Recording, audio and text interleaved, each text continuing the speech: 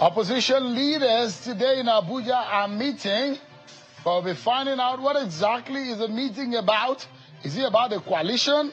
About readjusting the strategies of the opposition ahead of 2027?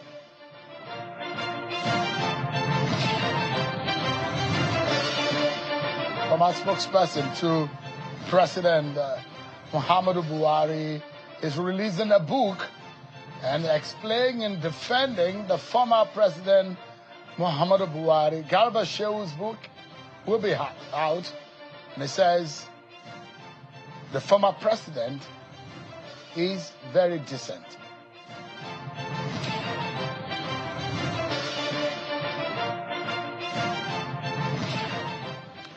Thank you so much, everyone, for joining us tonight on the program. This is Politics Today, live on Channels Television. I'm Sean Wakimale here in Abuja. Let's begin by letting you know that Mr. Garba Shehu, you may have not seen him on television or hear him in a long time since President Muhammadu Buhari left office, but he's back in the eyes of the public now, releasing a book about his time serving in the presidency. Did a lot of people know that he was handed over to Muhammadu Buhari by Atiku Abubakar.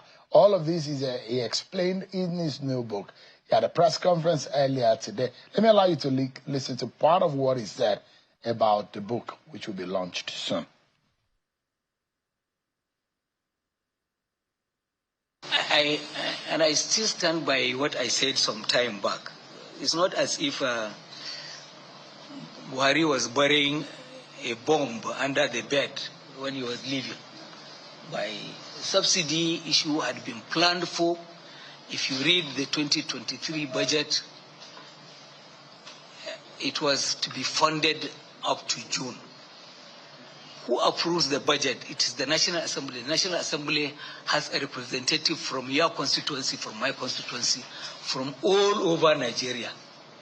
There are people who love the country, who love their constituents. They approve the budget, and the budget says subsidy ends by June. We had reached that level point where petrol was being sold as it was being brought into the country, and there was no subsidy. You just had to plan that you must win the election. For God's sake, Tinubu is an APC president. APC is our party. And Buhari is an APC man. So he could not have planned to undermine his successor from the same political party. To find out in that book, and tonight, our first major conversation is about food production, food security under the President Bola Tinubu. Well, you heard it. And the President has mentioned this a few times now. He says he wants to make agric sexy again. What is the definition of sexy? We'll be finding out. But first, let me serve you with some of your political roundup stories.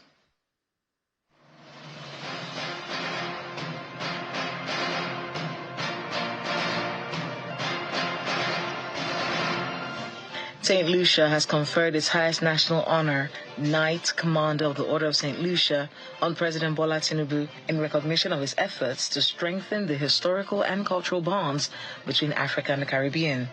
The formal investiture was performed by the Governor General of St. Lucia, Errol Charles, at the official reception for President Tinubu at the Government House, Morn Fortune, St. Lucia. President Tinubu, who will now add the honorific of Sir to his numerous titles, expressed deep appreciation to the government and people of St. Lucia for the honor. One thing I must promise you with this honor and your presence here is to continue to work hard.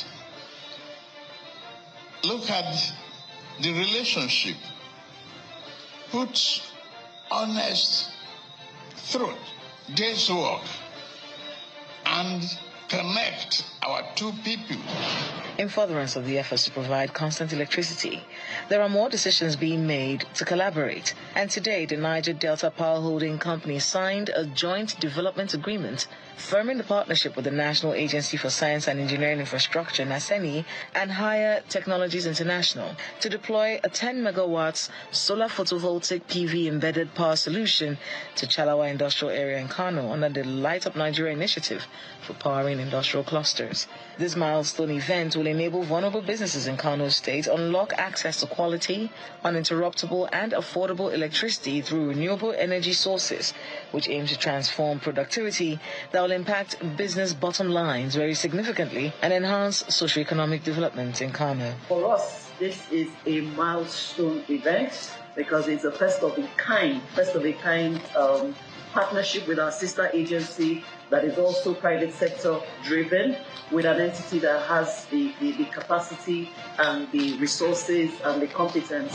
The Senate has postponed the zonal public hearing on constitutional review for the Northwest region as a mark of respect for the late elder statesman and philanthropist Alhaji Aminu Dantata, who passed recently in Saudi Arabia. The announcement was made during plenary today by the President of the Senate, Senator Godswill Akpabio, who paid glowing tributes to Dantata's life and legacy. He described the deceased as a highly respected figure whose contributions to national development warrant national recognition. The House of Representatives is drawing attention to an impending security crisis in Niger State. This follows a motion of urgent national importance by Honorable Shehu Saleh on the free movement of armed bandits in Magama Rijau Federal Constituency in Niger State. The House is urging the Chief of Defense Staff to urgently deploy the military to flush out the bandits. Former PDP governorship candidate in Lagos State, Mr. Abdulaziz Olajide Adediran, also known as Jandor, has launched an independent campaign group, ICG, to support APC candidates in Lagos State's upcoming local government elections. The group aims to galvanize massive support for the APC across the state's 377 wards. Mr. Adediran, who emphasized the importance of quality representation at the grassroots level and reiterated his commitment to the APC's success, described the initiative as a continuation of his passion for grassroots development and inclusive governance. We have a coordinator alongside other 50 people that will be armed with materials of handbills, hand fans, posters and t-shirts that will go from door to door and be campaigning for all these candidates, whether or not we know them. Academic and administrative activities at the main campus of the recently named Victor Omololu Olunloyo Polytechnic in Ibadan, formerly known as Polytechnic Ibadan, were disrupted following a peaceful protest by students opposing the move by Governor Seyi Makinde. There had been a subtle resistance and condemnation from students and some alumni of the institution after the announcement by Governor Makinde to immortalize Olunloyo with the move. The students in their numbers today took the protest beyond their campus to the seat of government at Godi Ibadan to register their complaints.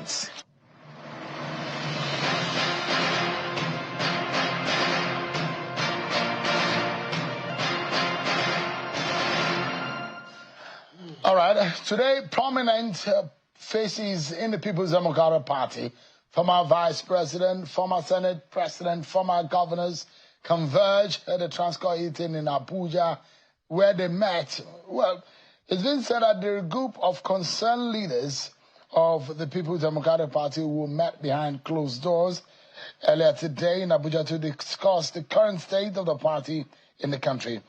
In a communique issued after the meeting, the group says deeply concerned over the PDP's decline since it lost power election in the 2023 presidential election and the resignation of Dr. Yocha Ayu as the national chairman. They said the party has struggled with internal divisions and a failure to follow its constitution, leading to instability and a loss of direction. The group also accused the APC-led federal government of undermining democracy by using state institutions to weaken the opposition. Let's now get to the sexy part of the conversation, and that's the words of President Bola Tinubu. He says he wants agriculture to be sexy for Nigerian youths. It was a few days ago that the president launched the Renewed Hope Agricultural Mechanization Program with the hope of engaging 2,000 or getting 2,000 advanced tractors, 50 industrial-grade land preparation bulldozers, 12 fully equipped mobile workshops, and 9,000 plus specialized farming implements.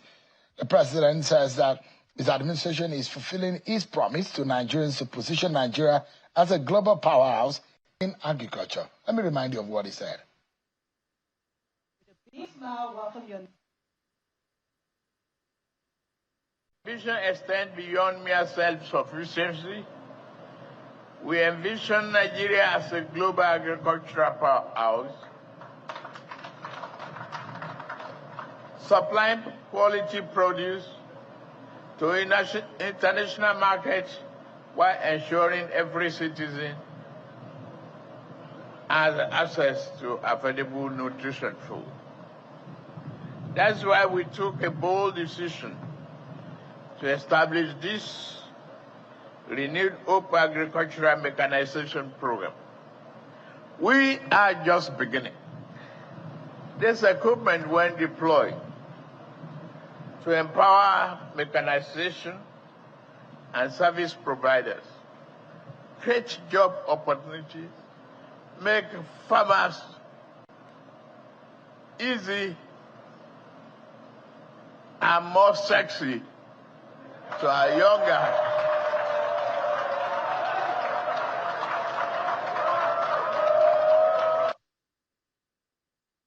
Let's get to understand what sexy means when it comes to agriculture and whether or not the Nigerian youth understand the sexiness of getting their hands dirty. I'm being joined tonight by the Minister of State for Agriculture, Senator Shabi Abdullahi. It's live for us here in our Abuja studio. Thanks so much, Your Excellency, for joining us tonight. Thank you for having me. What is sexiness in the language of President Bola Tinubu? Well, thank you very much for having me. First, I think it's quite remarkable that we are achieving this milestone because the President is deeply concerned about the state of food insecurity in the country. And like I said, this is a very bold decision, one that has never happened before. The scale of what is being done now is bigger than any other thing that has ever been done. Now, I think to come back to your question directly, of course, the word is just to say very appealing and exciting. And the reason for this is not far-fetched.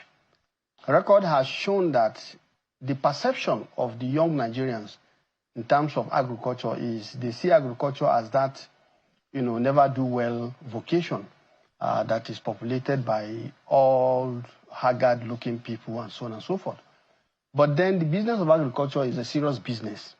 And I think if we are able to tap from the very huge natural endowment of this country, then that very exciting and appealing nature of agriculture can be achieved.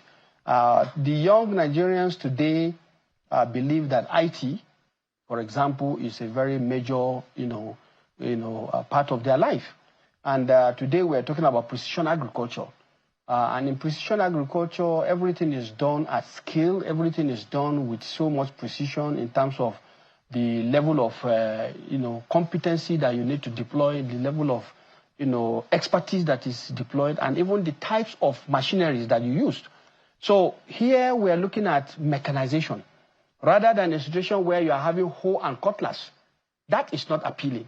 And so with mechanization, these particular machines that you've seen are high, very modern, equipment. They are equipped with almost everything modern, including artificial intelligence. And so the capacity, for example, the planters, and even the plows. You are talking about how you are going to be able to prepare the land. And by the time you plant and you see the rows looking very straight, that is appealing. I'm sure if you see anything that is appealing, you enjoy it. And this is being done not by hand, but by machineries. And the young Nigerians are able to, if they are able to take charge of these opportunities, they can do that. And I think that is already even happening. Right? Let's look at the figures. What are you planning? What are the indices that you're looking at in terms of food production? And how we get to why Nigerian youths need to take on to get their hand dirty? Because AI is there, data science is there. Data science is there. Technology is there. So why should they leave that and go into agriculture? Because agriculture, when done correctly, deploying the right technologies and the right tools is very lucrative. There's a lot of money in agriculture. And I give you an example. If, for example, we are able to deploy the right tool in wheat production, for example, you are capable of producing, say, 4 tons. I'm just even taking something lower, per hectare. Within 3 months, you'll be able to make, per hectare, you'll be able to make almost like 2 million as a gain. if you are able to get it right. And the sexiness here is that deploying the right technology is what will make it sexy. Would they have the funds? We're talking about people who are in their 19, 20 years of age who are just getting out of school. You see, how do they access those kind of are the things facilities? we're trying to unlock now. As far as these facilities are concerned, what we are looking at is we are targeting the Nigerian youth. We are developing a scheme where we'll be able to get them to form themselves into groups. Because you see, we have universities of agriculture, we have faculties of agriculture, and we have young Nigerians who have gone for training. And what needs to be done is for you to be able to bring them together, let them form some, entities that they can work together, different competencies brought together, and easily they can access some of these facilities. That's what is being looked at. Now, in doing so, together with the state government, we are also looking at a situation where they will be able to have access to land. Because we are looking at various, it's more or less like looking at a bouquet of so many things that have to be done for us to get the agriculture right. For example, cooperatives. We are working very hard to reform the cooperatives so that young Nigerians can also come under cooperatives, use that platform to get machineries that they can use to deploy to their various farms. And I think if we are able to achieve this, the young Nigerians would definitely take it. Because, Minister, mark you, we have said it statistically, more than 60% of our Nigerian population are employed in the agricultural sector. But let's look at it, Minister. We had a setback. 2 years ago or thereabout, we had heavy flooding that washed away Olam's farms and several farms in Benue, Kogi and its environs. There are those who say we have not recovered from it. And from statistics, which shows that food insecurity is affecting about 33 million Nigerians. Well, you see, all these statistics, I'm not going to speak on that because I don't even know what was the basis, what is the methodology. I have no insight into that. And you see, it's high time as a nation we begin to believe in ourselves. Because when you tell me somebody sits somewhere and says, oh, so number of people, so number of people, so number of people, who collected these data? We have 36 states, an FCT. 774 local governments. Now, I will tell you for a fact that we in the Federal Ministry of Agriculture, we have what we call annual performance evaluation, survey that is normally conducted by the Nigerian National Agricultural Extension Research Liaison Services that is based in ABU. They've gone around every rainy season. They are empowered to go around. And the 2024 season, they've gone around. And what was reported is marginal increase. The only crop that did not witness a marginal increase is millet. And the report was presented. We presented the report. Now, at the end of the day also, we are not claiming, and I think I need to score this point very strongly, we are not claiming there are no challenges. There are challenges. But so are challenges all over the world. But do we have enough food in storage for Nigeria? We are lagging behind, especially in rice production. We are not able to feed ourselves sufficiently. We are not producing as much as we consume. Listen to me, my Shehu. Let's get one thing clear. You see, you take only one side of the story all the time. Federal government does not produce. It is Nigerians that produce. And as far as I know, I'm also a farmer. And I relate with farmers on the ground. As a politician, I represented farmers. My senatorial district is 44,000 square kilometers. One of these is about the largest senatorial district. And they are all farmers. So what I want to tell you is simple. That you see, we produce. But what people did not find out is when we produce, what happened to what we produce? This is where the issue is. That's number one. Number two, God forbid, Nigeria has not gotten to that state in which you go to the market and they will tell you there is no food.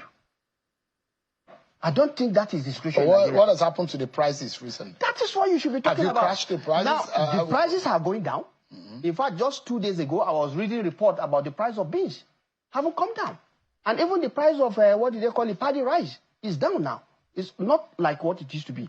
Now, what I'm telling you is that the whole idea behind the agricultural mechanization scheme and the entire intervention by President Bola Ahmed Tinubu is for us to first stabilize the very precarious situation we met. Are we stable now, Minister? We are almost stable. The president declared a state of emergency. Yes, we are still in a state of emergency. We are still there? Yes, we are still in a state of emergency. Are we still finding it difficult? Because there is, our doors were open for importation of rice. Is that still going on?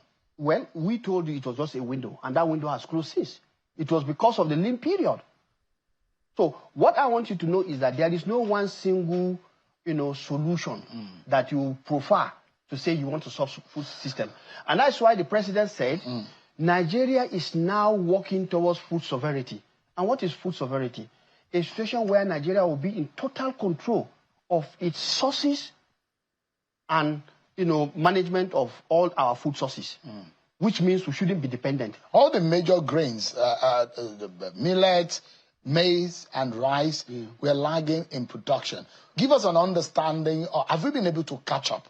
What has been the statistics over the last 1 or 2 years? You see, Shehu, let's not rush statistics. Let's look at because I have the data, but since you are not interested in the data... No, excuse me. Since you are not interested in the data... I will not be interested because I don't know the source of the data, that's number one.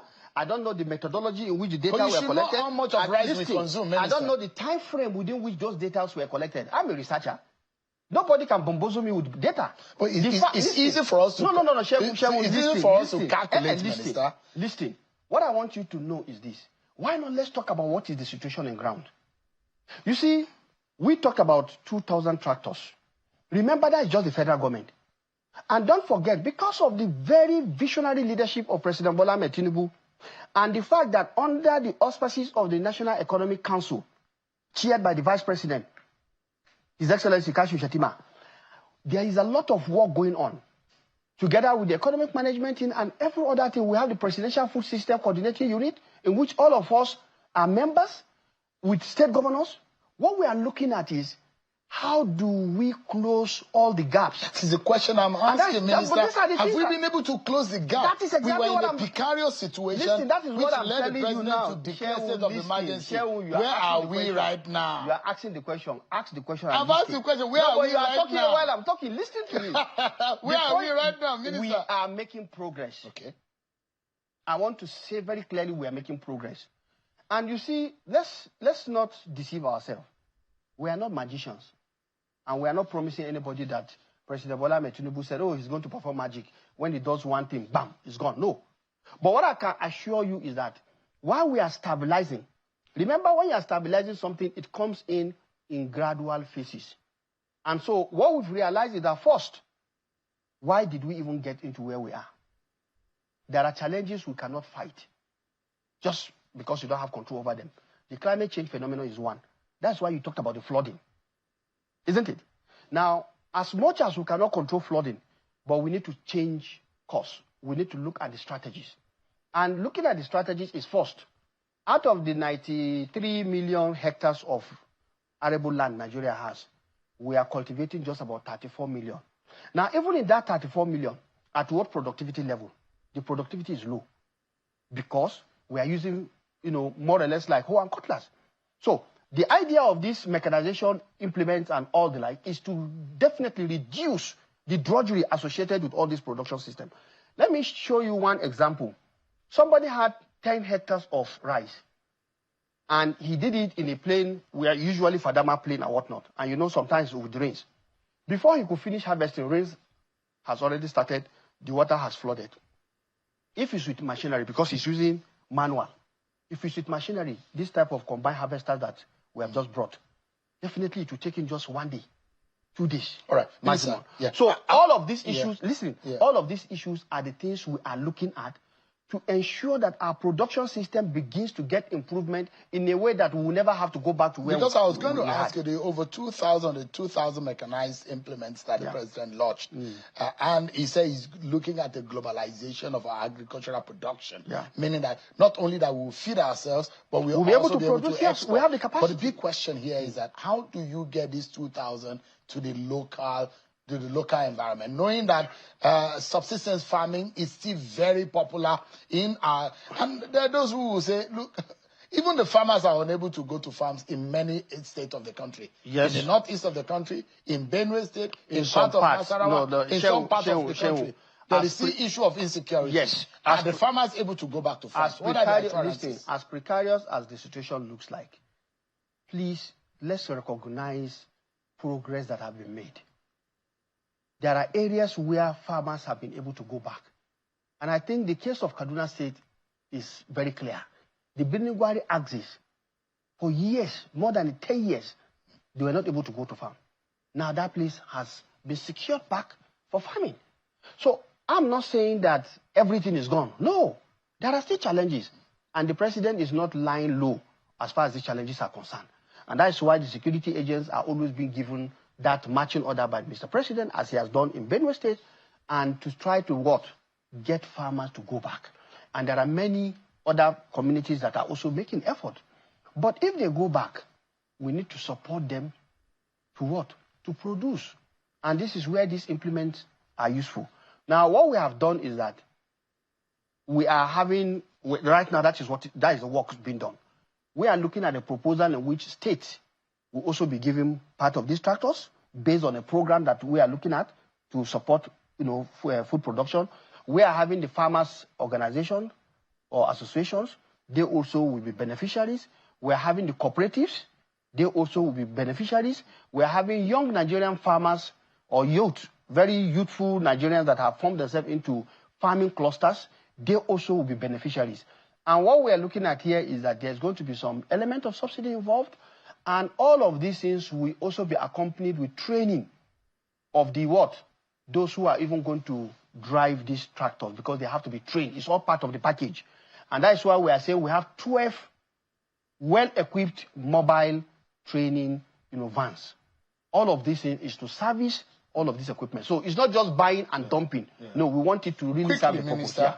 There was a signed deal of $1 billion agreement with Brazil to enhance agriculture. That is the GIP. The GIP. That is the How far with it? What's the ultimate? They are in the process of setting off. It's a project, and it's not a one-year project. It's a long-term project. Okay. Now, most of the, I think they are doing the staffing now, trying to do this administrative setup. They need to have all of those things. I think that's what they are doing now. It's still on. All right. Yeah. But largely, and this is perhaps where I like us, right? The assurances a lot of Nigerians need. Yeah. We do not want to see a situation, even when President Tinubu gets out of office, where another government will come and declare a state of emergency on food security. What are we doing? Are we being deliberate in terms of storage, in terms of futuristic plan of sustainability? Nigeria was an agro economy. Yeah. Years ago. Yeah. What happened to have we learned from it? Going forward, how are we consolidating to ensure that we are no longer oil hungry to the point that we forget other aspects of our economy? Well, thank you very much. In the first instance, when you even talk about food security, the moment that is not happening on a sustainable basis, that person is not food secure. For you to be food secure, you need to have access to food, which must be available, and it should also be affordable. And you must be able to have that right nutritious, content. And we believe very strongly that Nigeria has diversity and variety in this. That's why as a ministry, we have carefully looked at, from the south to the north, the 6 geopolitical zones. We've taken a very careful look at the various food types that they have. And to that extent, peculiar to them. Yes, peculiar to them. And so what we have done now is that we are having a policy guide now, because you asked what are we doing intentionally. Intentionally, we have now identified what we call the Tier 1 crops.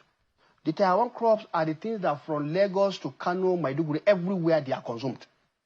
And I think everybody knows that. We are talking about rice, we are talking about wheat. Wheat product is anything that has to do with cake, bakeries, bread, and all the like.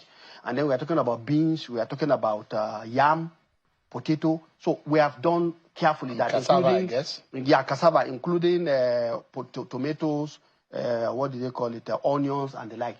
I think we have about 11 crops, if I'm not mistaken. Then we looked at the Tier 2 crops that is consumed maybe 75% of the locations. And in the other one, maize is also part of it. So what we are doing now is that we are trying to be more intentional so that we can put our money where our mouth is. Now, we also realized we cannot depend on rainy season, dry season. No. we have to now do what we call all year round cropping, which means if you are able to harvest your crop after 4 months, if you have access to water, then you should continue cropping. And I think we are encouraging a number of our farmers in the areas where these advantages are. And along that side also, we are looking at the various irrigation facilities that we're having. In terms of the equipment, for example, maybe greenhouse farming. Yeah, solar, what do they call it, facilities, using renewable energy to power the irrigation, machineries. Now, that also we are considering, and we are doing, as far as some of the programs we are already doing are concerned, and we are seeing the kind of result that is giving us. So what we are saying in essence is that for sustainability's sake, Nigeria must do the right thing. And that is why one of the other adjunct to it is the fact that where do we plant? We plant on the soil. And if the soil is not healthy, you cannot get anything. You just be wasting your time. So that's why we're introducing the National Soil Health Scheme, which will soon be launched again, hopefully by Mr. President, but definitely is already up for launch. Now, this is to help farmers identify the type of fertilizer they need per soil and how they are also going to apply it. Because in some soil, they don't need certain fertilizer, but farmer will just go and throw fertilizer. That is waste of money. We really need to bring down the cost of production in agriculture. Thank you so much, Minister. So these are part of the things we are doing, and many other more, because honestly, we've been working. You look food secured. You don't look like... You don't look like... I give glory to God. You don't look like the economy of Nigeria. And you exactly look very food secure. Thanks to what we are doing. Thank you so much, Minister. Thank you very much. Senator Shabi Abdullah, Minister of State for Agriculture. Thanks so much indeed. Thank you. And I wish you the very best. Thank you. We'll take a break, everyone. But when we return, the Director General of the Manufacturers Association of Nigeria will be talking to us. We are very concerned about productivity in this economy. How far? What we're seeing on the ground, what is the Nigerian government promise in terms of production environment to allow private sector to thrive? Is that really happening? They are praising the Tinubu economic concept after this break of time. In the 21st century, Nigeria cannot be an independent nation without technology independence. In a world racing towards the future, out of Africa is Zynox Technologies, a Nigerian tech group with major global certifications, proving capacity and a bold vision to domesticate world-class technologies. From powering critical government infrastructure, homes and businesses, to delivering some of Africa's most integrated ICT projects, we are redefining what's possible, and we take responsibility. And with our efficient, high-power, renewable energy solutions, we are bringing sustainable power to homes and businesses. Let's build a stronger tech nation, powered by Zynox. Zynox. Anticipate the future.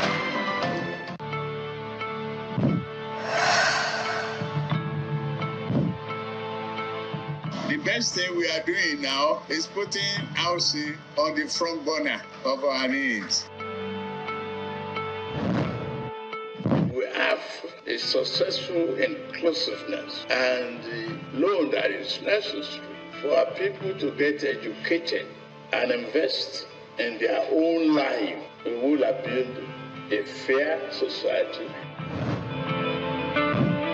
We will launch a bold new initiative to empower 400,000 young Nigerians, including youth corpers, with consumer credit.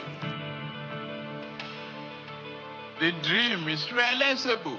The way we are going, we have a road that will outlive all of us. That is how to build the future. Powered by Grassroots Movement for Tinubu GMT, Ondo State Chapter. GMT, in God we trust. Mama! Hello, my darling Lola. How was your honeymoon? Hope Victor made you happy. He was lovely and strong. To keep Victor strong, you must feed him tasty, nourishing food. Of course, Mama. Victor loves good food. Mama, see how happy you've been with Binatone all your life. I got a yam powder, juicer, smoothie maker, air fryer, kettle, microwave, rice cooker, toaster, and many more. Binatone, available nationwide. such a family. No matter the condition, day or night. It's a mind of death. Not yourself. I know one man.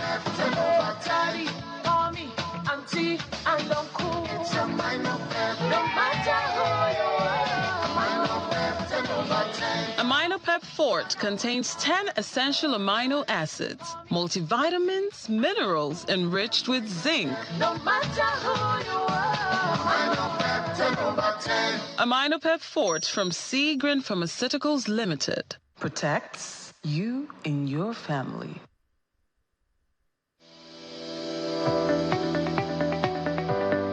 The Duchess International Hospital opened its doors in October 2021. The mission of the hospital is to reverse medical tourism. We take particular care here at the Duchess to bring together a combination of the brightest and the best locally, as well as Nigerians in the diaspora who are interested in returning to do very good work for the benefit of our patients here in this country. The good thing is that we have all international expertise here, all international facilities here, international people working here. Everything is coming together in a space which was considered not great in terms of the availability of healthcare. Access Bank, of course, has been able to provide us with a robust range of products and services that has enabled us to deliver that standard and quality of healthcare that is integral to our mission as an organization.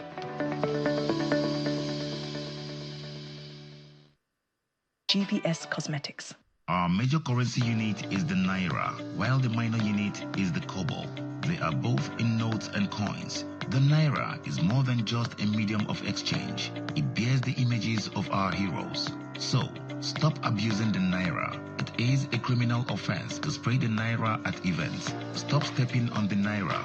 It's not your enemy. Do not squeeze, ruffle, or write on the Naira. Handling the Naira with dirty or oily hands can deface the Naira. Love the Naira as you love yourself. Be a real Nigerian. This message was brought to you by the National Orientation Agency, NOA. The Public Accounts Committee of the Senate and House of Representatives invite stakeholders and the general public to a 5-day national conference on public account and fiscal governance with the theme, Charging a New Course for Transparency and Sustainable Development.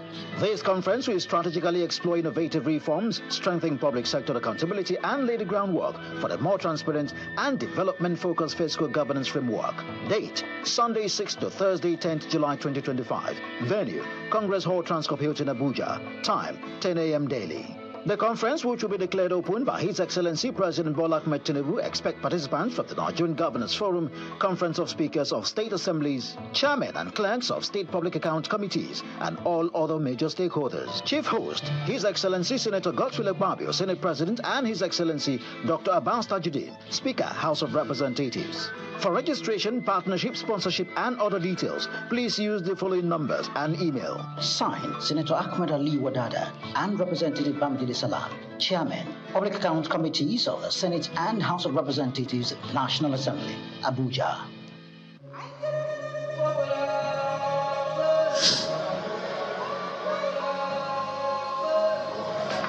It's finally here, the day we've all been waiting for. The coronation ceremony of His Royal Majesty, Michael Eshoronoya Olonufemi Sado, the Okwelagbe of Okwela Kingdom. Join us live on July 5th, 2025 at the Ebeba Primary School, Okube, Okwela, Edo State, as we witness the coronation ceremony of our King, His Royal Majesty, Engineer Michael Eshoronoya Olonufemi Sado, the Okwelagbe of Okwela Kingdom. Special guest of honor, His Excellency Senator Monday Okpebolo, Executive Governor of Edo State. Signed, High Chief Hansen Aimofume, Chairman Planning Committee. For inquiries, call 0803-360-7379. Barrister Akuri Afegwa, Palace Secretary.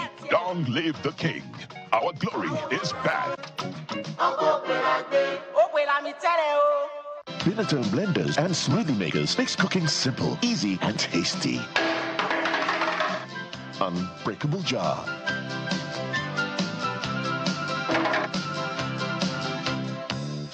No most efficient, sturdy, and reliable with 9 great models to choose from. Get your Binatone blender and smoothie maker now. That's why professionals love Binatone. You will get more satisfaction. Binatone, simply better.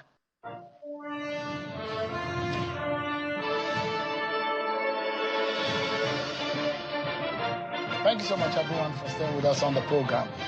Let's speak with the Director General of the Manufacturers Association of Nigeria, Mr. Segun Ajayi Kadiri, who is live for us in our Lagos studio to speak on the situation and the state of the economy in Nigeria. It's good to speak to you tonight, Mr.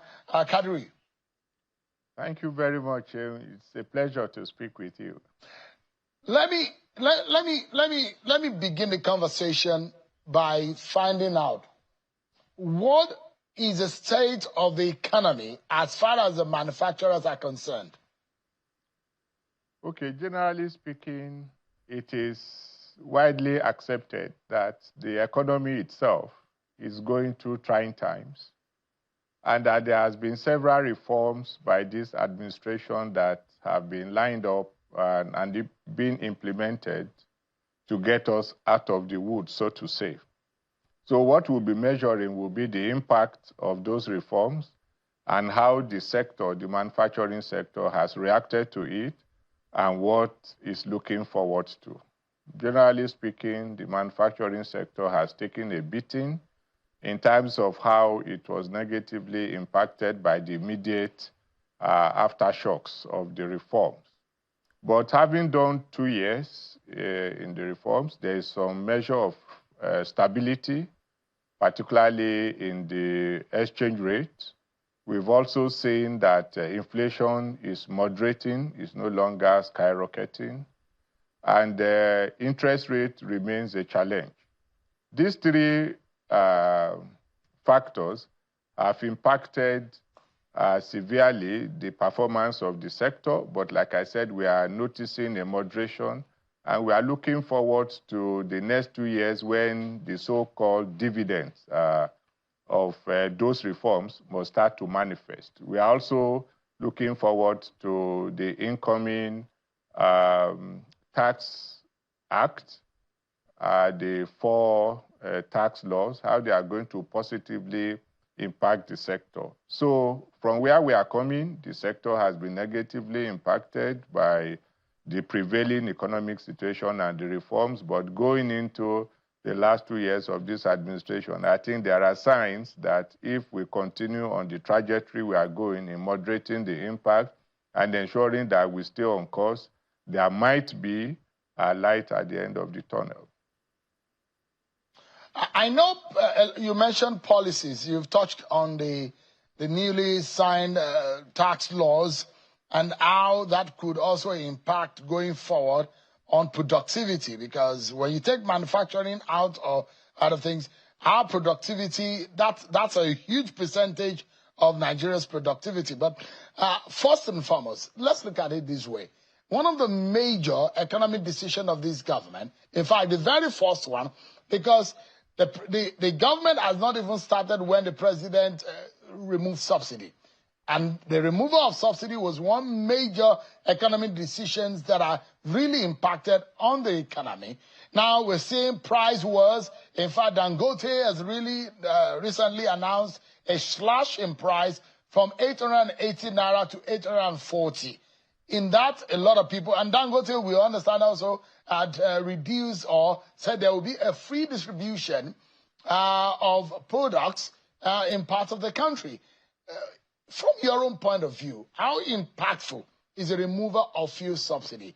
And some of what we are seeing between Dangote and the other players in the sector, especially in the downstream, what exactly do you think is going on?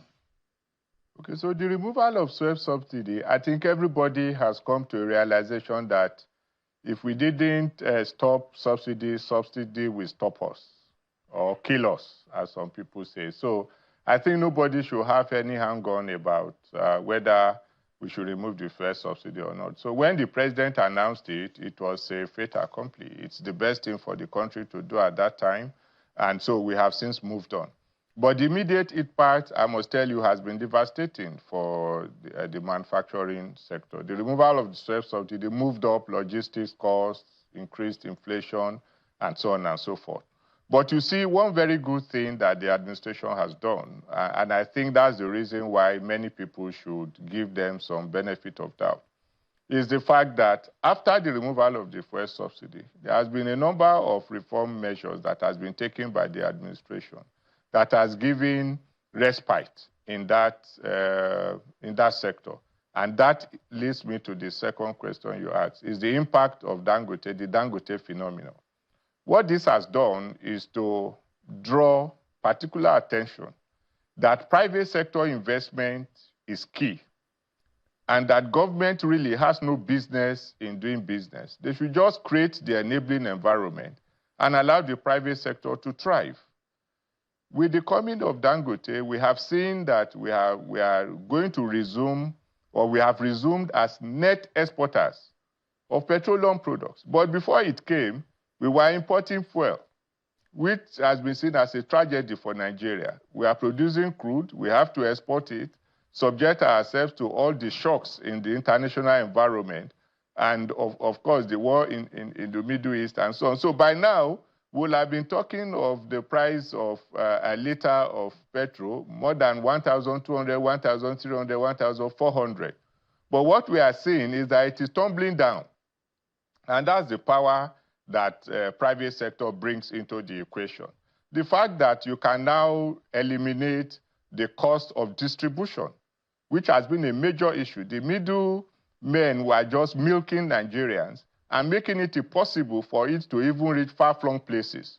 But when a company is able to absorb 1 trillion naira in terms of distribution cost across the country, and is able to ensure that we have an efficient, effective, and reliable supply across the country, you must just applaud this, and to ensure that we continue to allow competitiveness, we continue to allow private sector to thrive, we continue to create an environment that allows private sector to have a handshake with government in terms of charting the trajectory of our economic development.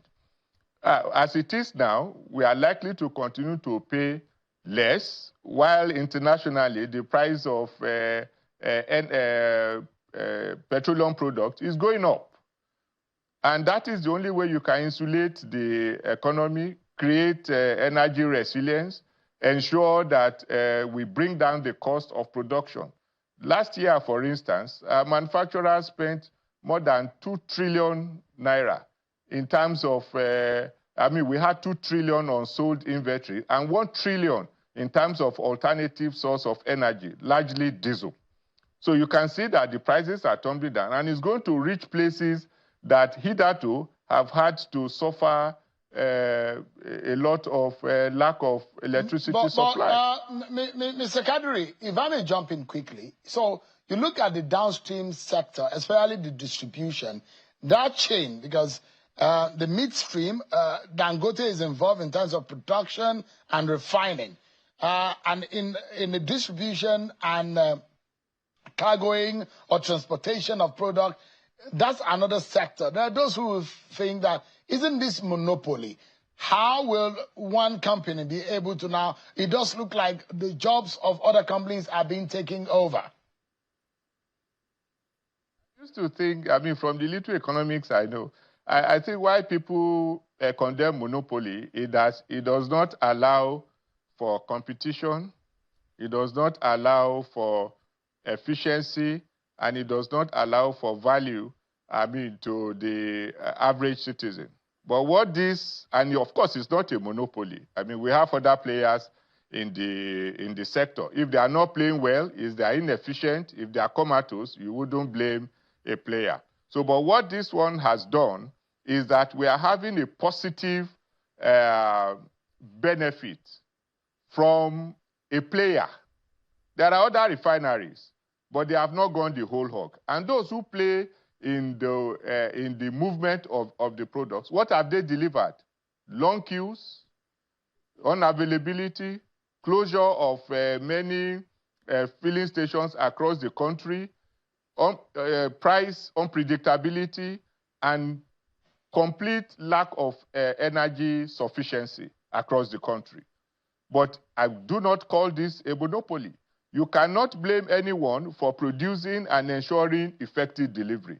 For us in the manufacturing sector, I mean, for those who will say Dangote slashed price by 40 naira per liter, 880 naira to 840, it sounds like good news to a lot of people. Free distribution and transportation of the product across the country. Nigeria has over 11,000 petrol stations, about 20-something or so marketers and the rest.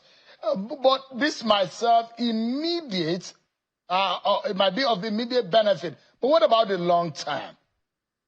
From a manufacturer's point of view, what do you see about the long-term effect? Yes, immediate buffer, but what about the long haul? Yeah, so if I may use what is the Gen Z is called joy is coming. That's what I see the long term. It's going to be better. I see the price coming down to 800. And that's what manufacturers want. I just told you now that last year, I think it was, we spent as much as 1.1 trillion in terms of providing alternative power. Apart from the fact that even the quality of the products is not guaranteed. So in the near future, I continue to see continued reduction in the price of diesel. I continue to see that engaging in mother and daughter delivery of CNG, station of CNG, is going to take it to far-flung places where they are not available. It will increase productivity. I also see a situation where other players will be encouraged to come into the field, because that is what it takes. I don't think that we should use sentiment to dissuade any investor from improving the life and well-being of the people. You can imagine how many small and medium-scale enterprises have had to close because they do not have access to electricity. We enjoyed only about 18 hours of supply last year, and there were at least 3 to 4 outages a day. It's not good for production. But if you are able to have adequacy of supply of diesel and of even CNG gas across the country, I mean, this is a major improvement in one of the areas that manufacturers have suffered. 40% of our cost of production is in energy, and there has been intense inadequacy of this. So I believe that there are better days coming, and we should continue to encourage more of Dangotes, and for government to even further incentivize Dangote so that we can completely crash the price. Fuel scarcity should be a thing of the past. This is the only time that our oil, our endowment in terms of oil is now a blessing to us and not a curse. So, and I believe that we should all give effective support, to this initiative, and to encourage many more. I'm looking forward to having 2 or 3 other Dangotes who have invested in this sector, so that we can move on and do the business of running an economy. I do not think that we should be petty about what is to be delivered in our economy. Nigeria has no business suffering energy poverty, and we should just move on and run a country that works. So you look at it, Nigeria had 4 refineries, and there are now controversies about the functionality of the refinery. And interesting that our conversation has now tilted to oil and gas, because all of these also have effect on productivity, especially on the bottom line for manufacturers. But the big question, because energy and transportation is a fulcrum, is at the heart of the job or the work of manufacturers in this country. You look at the refineries, Mr. Kaduri. The tale that we hear about the government-owned refineries and how the state-run NNPCL are managing it, and you look at the Dangotes of this world. Is this the large-scale market determination that we have always been talking about? Is it what is at play? Okay, honestly, Sean, if you ask me my view, government should just sell these refineries. Give it to private sector people who will run it efficiently and who will be able to deliver. You see, when something belongs to everybody, it belongs to nobody. So, I think the truth of it is that we should learn that Nigeria is too big to be pocketed. We have too many resilient, hardworking Nigerians that are ready to make good of private business. I think government should partner with those people and let us run an economy. Those 4 refineries we are talking about, they are just pure drain on the Nigerian economy. And it is not fair on the Nigerian people. We should have a situation where we are able to speak truth to ourselves and ensure that we encourage private sector investment. It's our natural endowment.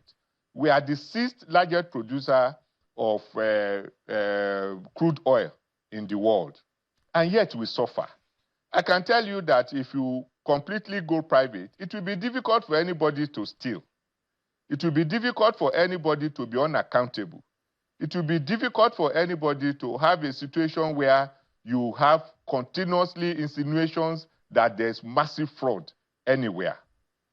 So I do not subscribe to the view that we are creating a monopoly. Those 4 other refineries are competitors. And we have been told that one is working now. I've been told that the thing is no longer working.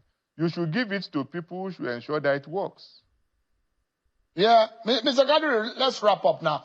If there is one thing that will favor the marketers, because whatever we talked about, the free distribution that Dangote is doing with products across the country, the slashing of price, which of course will allow Nigerians to spend less in buying petrol. But the big question is, this is a private sector-led initiative.